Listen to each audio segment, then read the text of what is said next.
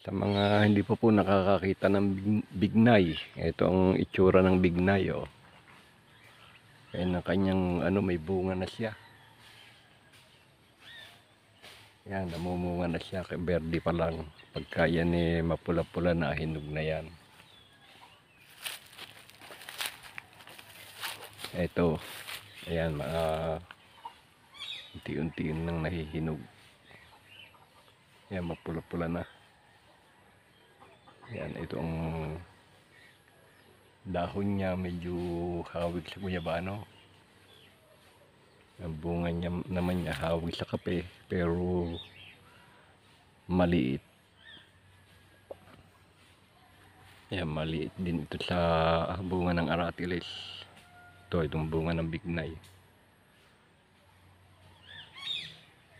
Oh, ang dami na, ang napakarami ng bunga. Ito tinutukarin ng mga ibon to. Pagka ito kinain, maasim-asim. Pero mayroon namang bignay na matamis.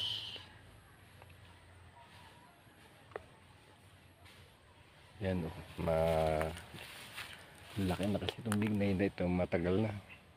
Kaya napakarami ng mga sanga. Yan, dami na rin bunga. Yan ang yun ang kanyang kabuuan.